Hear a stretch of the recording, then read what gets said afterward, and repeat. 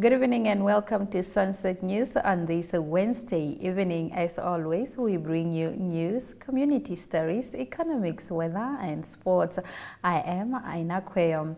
In the news tonight, the University of Namibia, in collaboration with the Namibian Agronomic Board, the Namibian Correctional Service and the World Food Programme, launched the seed multiplication and weed seed planting for sustainable food production at the Everestus Shikongo Correctional Facility in Tsumeb. The event aims to highlight the importance of quality seeds in ensuring food security and showcase ongoing efforts to develop high-quality seeds for sustainable agriculture in Namibia. UNAM Vice Chancellor Kenneth Matengu calls out to government, national and international organizations to enable us to effectively contribute to national and global development. The seed research project consists of two phases, where phase 1 focuses on research by planting various seeds and identifying highly resilient varieties based on the genetics of the seed and the environmental condition, while phase 2 focuses on seed multiplication in large-scale areas. Moving over to our next story, Judge Rita Makarau was sworn in by the Chief Justice Peter Shivute as an acting judge of the Supreme Court this morning. However, there are concerns about Judge Makarau's qualifications after the Ministry of Justice initially announced her appointment. The ministry responded, Judge Makarau brings a wealth of legal experience to the position, having worked both as a prosecutor and a legal practitioner. She has extensive experience spanning over 22 years. The ambassador for Zimbabwe in Namibia, Melody Charura, also attended the swearing-in event where she said the appointment could possibly strengthen the relationship between Namibia and Zimbabwe. Have a look. But I'm sure the efforts are very clear. It's putting together diverse minds, okay, technical minds, and experts on the table to look at issues objectively and to examine the Constitution as it stands and see how we can develop it so that it speaks to the challenges of today, it speaks to the dynamics of today, and I believe, for me, the effort is putting together the best of minds in this field so that we expand on the knowledge and we make maximum use of that expertise and achieve that which we desire to achieve and that which we will see our countries developing and achieving the development aspirations of our people and of our countries, both for Namibia, for Zimbabwe and for the region. Of course, the African continent as well. The whole world will benefit once we get it right. Thank you very much. I appreciate it.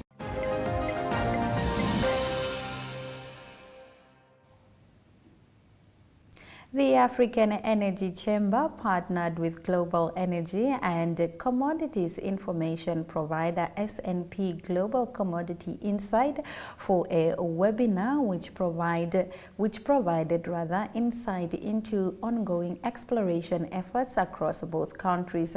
While the offshore basins of Guyana and Namibia show few geological similarities, the timelines by which exploration efforts were undertaken and major discoveries were made are remarkably similar. Both countries witnessed over 50 years of exploratory efforts which yielded few results. In an effort to move to reduce Namibia's carbon footprint and contribute to the global efforts to reduce greenhouse gas emission, the University of Namibia officially launched its renewable energy generation project at the university's main campus in Windhoek today. Have a look. The African Energy Chamber partnered with global energy and commodities information provider S&P Global Commodity Insights for a webinar that took place on Tuesday, exploring the respective upstream markets of Guyana and Namibia. The webinar provided insight into ongoing exploration efforts across both countries, with presentations investigating how Namibia, as a relatively new upstream play, can learn from Guyana's experiences. Namibia has quickly risen to become a highly attractive energy and petroleum market with three major discoveries made in 2022 and 2023, incentivizing a strong slate of regional and global players to the country's offshore basins. Eager to maintain this exploratory momentum, Maggie Shino, Petroleum Commissioner at Namibia's Ministry of Mines and Energy, stated that for now, the government has no plans in place to change the current licensing structure in the country, but rather it is committed to ensuring that the upstream market is open for investment. They don't want to force companies to make a decision in licensing round and want to remain open for investment so that companies come when they are ready. According to Shino, they have an ongoing drilling campaign with 3 rigs currently busy drilling appraisal and exploration wells. They are expecting 2 more wells to be drilled before the end of 2023 in the deep waters. She added that the Southern African country is seeing a rise in seismic surveys, and by the end of the year, the government is planning to announced a series of drilling projects that will take place during 2024. Shino explained that the country is seeing heightened interest by global players owing largely to Namibia's attractive fiscal and regulatory environment. She stated that as a country, there is a benefit of being a latecomer because they have gained insights from other countries on how to maximize their legislation.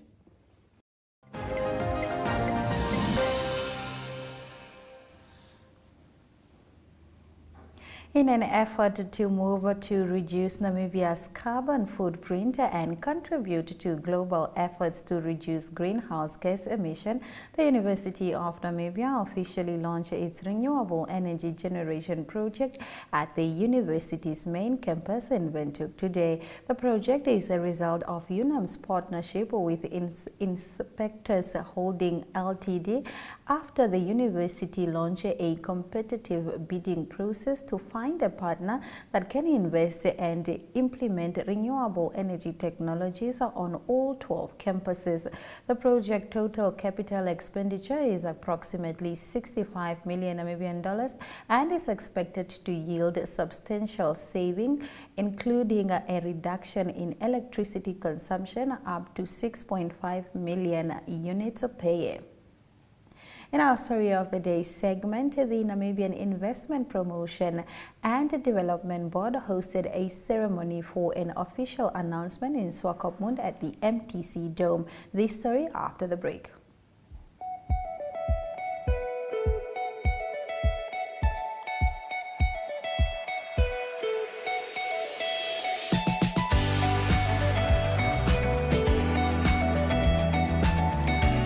To another exciting episode of Oneuptwo. Jullie is weer en vertel ook vir julle waar die vis heel moontlik gaan byt.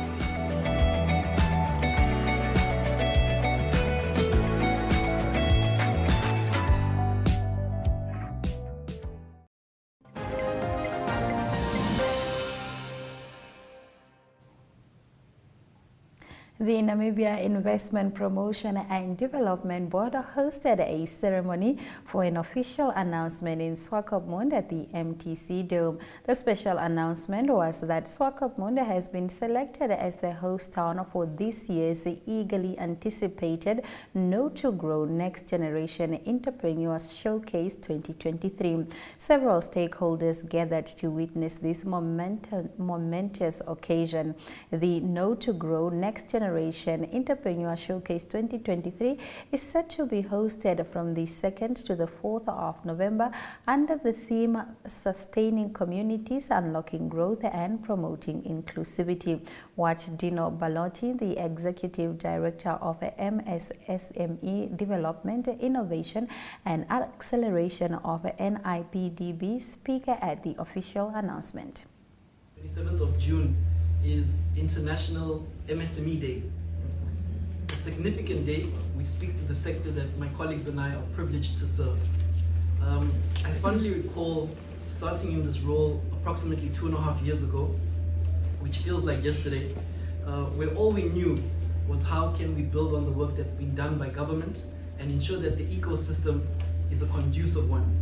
His Excellency, our President, says no one should be left behind. And that's the mantra that we go by day on day. You can ask my colleagues. Entrepreneurship is a remarkable path that requires a unique blend of passion, resilience, and a thirst for knowledge. Our country is young people. I am a retired youth, by the way. I'm informed up until 35 you were a senior youth. And then His Excellency Vice President Nangolo Mbumba said, us youth. So that means that we are all youthful in nature. But as a retired youth, rather, these young people possess the spark of innovativeness and the will to do great things, not only for Namibia, but for the world.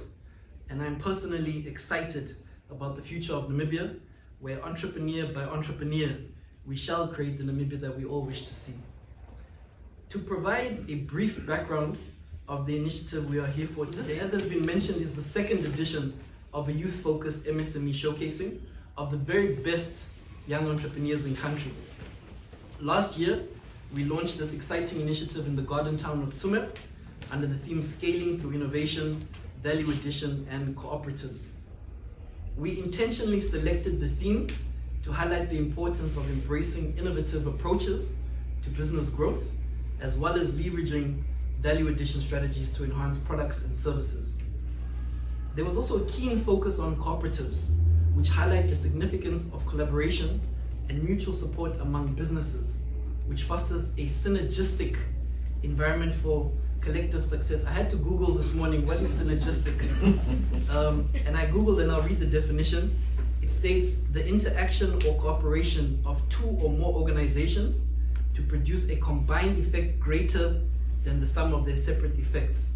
And my takeaway from that is 1 + 1 = 3. So allow me to declare that I have a bias. However, our 2022 showcase, which brought together 60 of the very best young entrepreneurs in country, as well as 30-odd business support organizations, allowed us to facilitate B2B, B2C, B2G. I don't know if there's any other B2 somethings. And it was really a showcasing which brought the community of Tsumeb together. I can attest that the 60 entrepreneurs that showcased in Tsumeb was from a pool of 200-odd that had applied. And through our partners and through the work that we do, we were able to fully, Chaze, correct me if I'm wrong, fully fund the participation. So we had 13 of the 14 regions represented. We also did not want to merely include someone because they came from region A or B, but it needed to be the best young under 35 majority-owned business owners. So fast forward to today, International MSME Day, we now launched the new theme of sustaining communities, unlocking growth, and promoting inclusivity. We are acutely aware of the youth unemployment crisis, and I assure you that this is the reason why we do what we do. My CEO, Menangula, reminds us on a daily basis that we are here to create jobs for our fellow Namibians.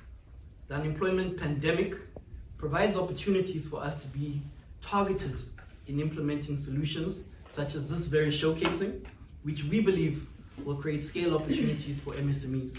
Today I'm delighted to formally announce that Oneuptwo has been selected as the host for this year's eagerly anticipated K2G Next Gen showcasing. This proudly Namibian company has allocated the full budget of more than $500,000 Namibian, which allows us to bring this all together.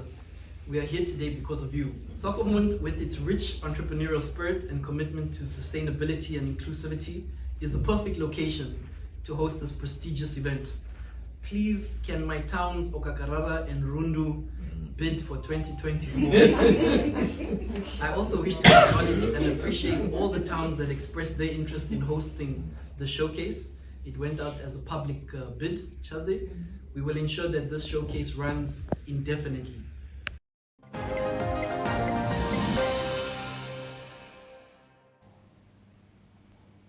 Stay with Sunset News as we return with economic news. Welcome to My.NA Cars, your ultimate destination for everything automotive. I am your host, Diana Master. Teamwork makes the dream work, right? Discover the latest models, innovative technologies, and expert insights from our passionate hosts. Learn essential maintenance tips and get exclusive behind-the-scenes access to the automotive industry. Don't miss My.NA Cars on NTV every Thursday at 2100 hours. Tune in and ignite your passion for automobiles.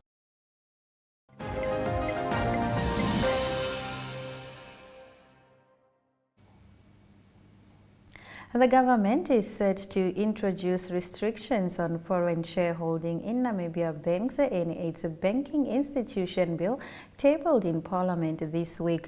This comes at a current Banking Institution Act lacks any provision regarding foreign ownership, resulting in the majority of the country's bank being controlled by foreign shareholders, with only 2 exceptions. This is according to the Minister of Finance and Public Enterprise, Ipu Mushimi, who said with a national aspiration of a balanced blend of local and foreign-owned banks, the proposed amendment aimed to promote the country's socio-economic growth and stability. Now we take a look at our economic indicators.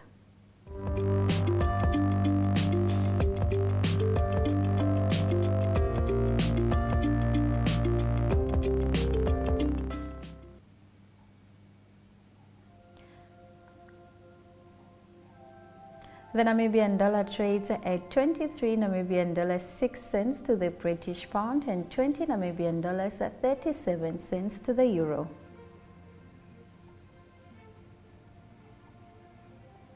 Brent crude oil is having an upsurge of 1.45%, while platinum, gold and copper all decreased, with platinum having downed by 0.83%. After the break, we return with our international news. We are so excited to be kickstarting your morning with entertainment. Everything was happening during this past weekend. Yes. Exciting news. Wow, no, she was killing it already. In my opinion, I don't see anything wrong with him serving the full term. As well as keeping you informed on the issues that you need to know happening in and around our country.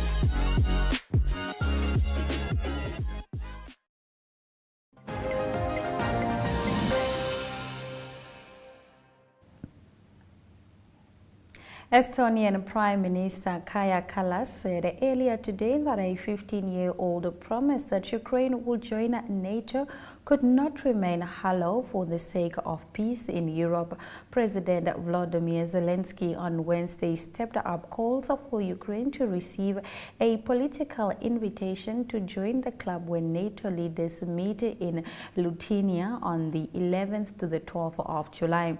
Speaking after a meeting with NATO Secretary General Jens Stoltenberg, Kallas said NATO membership was the only real security guarantee, saying it has so far protected her own from war. Stoltenberg would not be drawn on the outcome of the summit, but said allies were in agreement that Ukraine would join one day. The only thing that can end the cycle of aggressions against its neighbors is NATO membership. Hence, for peace, we need Ukraine in NATO. In Bucharest summit, allies agreed that Ukraine would become a member. This should not remain a hollow promise. What we need now is to define a practical path to meet this goal. And we need to send a strong message of hope to the Ukrainian soldiers in the trenches that with NATO membership on the horizon, they are fighting their last war with Russia. Thank you for the opportunity. I'll ask, my name is Jota Berg from Estonian Public Broadcasting. The first question is... Well, so first of all, I think it's too early to pre-announce the outcome of the Vilnius summit. There are ongoing consultations, as there always will be when we have important decisions to make. But I'm absolutely confident that at the Vilnius summit, allies will find common ground also on how to address Ukraine's membership aspirations.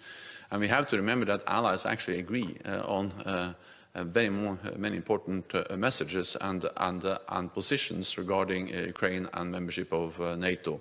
We all agree that NATO's door is open. We have demonstrated that recently by inviting Finland and Sweden. We all agree that Ukraine will become a member of this alliance, and we all agree that it's for the NATO allies and Ukraine to decide when the time is right to invite Ukraine to be a member of the alliance with the Wagner forces. We have to work on the wording so that everybody is on board, and the worries that some allies have regarding further steps and also the hope that we should give to Ukrainians, as I'm really confident that any grey zone in Europe is a source of conflict and war, and actually the only security guarantee that really works is NATO, and I can tell this by my own country's history. The reason we are not living through some really dark times right now is because we are in NATO.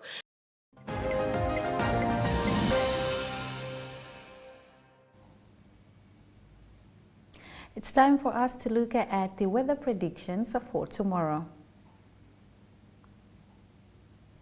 The north is partly cloudy throughout the day in most areas and is becoming cloudy in the afternoon in Katima Mulilo, with a maximum temperature range of 27 to 30 degrees and a minimum temperature range of 6 to 12 degrees.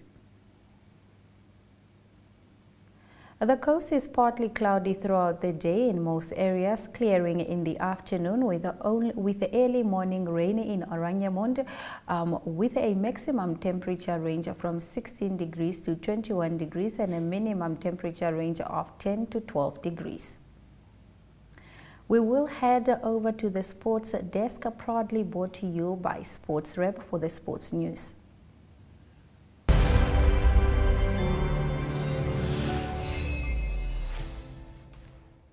Well, good evening, viewers. Tonight on Sunset News, brought to you by Sports Rep. According to the football magazine, SuperSport United will officially send the first bid to Jwaneng Galaxy before the end of this week. Wendell Rudolph is considered an important player for Jwaneng Galaxy. They will not let him go for anything less than 850,000. That is. Stats at Jwaneng Galaxy FC show that in the 2021-2022 season, the player scored 15 goals in 16 games, and in the 2022-2023 season, he also scored 16 goals in 26 games, plus his 3 goals for the CAF Champions League, that is. Well, in other news, we take a look at what Alex Miller has done here in one of these beautiful competitions that he took part in Switzerland. That was the Bike World Race Series that took place in Hitnau, Switzerland on Sunday. He managed to get the win there, and Namibia's Farah Loser managed to get the win for the women there. So representing really well indeed.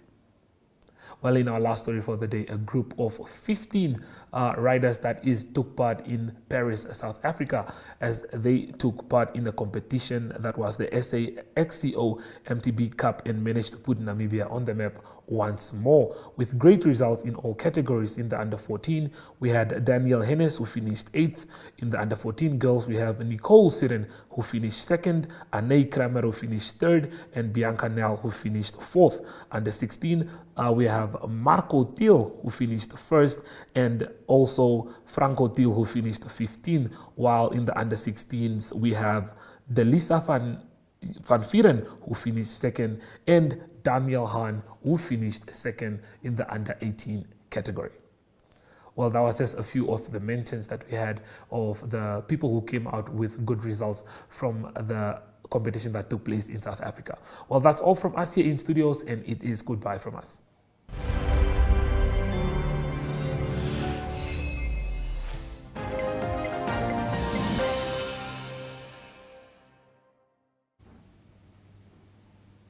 The University of Namibia, in collaboration with the Namibia Agronomic Board and the Namibia Correctional Service and the World Food Program, launched the seed multiplication and wheat seed planting for sustainable food production at the Everestus Shikongo Correctional Facility in Tsumeb. Judge Rita Makurau was sworn in by Chief Justice Peter Shivute as an acting judge of the Supreme Court this morning in Namibia. However, there are concerns about Judge Makurau's qualification after the Ministry of Justice initially appointed him. According to football magazine, SuperSport United will officially send their first bid to Jwaneng Galaxy before the end of this week. Wendell Rudolph is considered an important player for Jwaneng Galaxy FC. They will not let him go for anything less than 1.1 million rands. And those have been your highlights, and with that we've come to the end of tonight's broadcast. Make sure you join Sunset News on Facebook on all NMH platforms on weekdays, as well as on our website, which is called Oneuptwo. Sunset News screens on DSTV channel 285 as well as GoTV channel 25 in Namibia every weekday from 7:30 to 8 p.m. This has been Sunset News. Please don't end your day without us. Good night.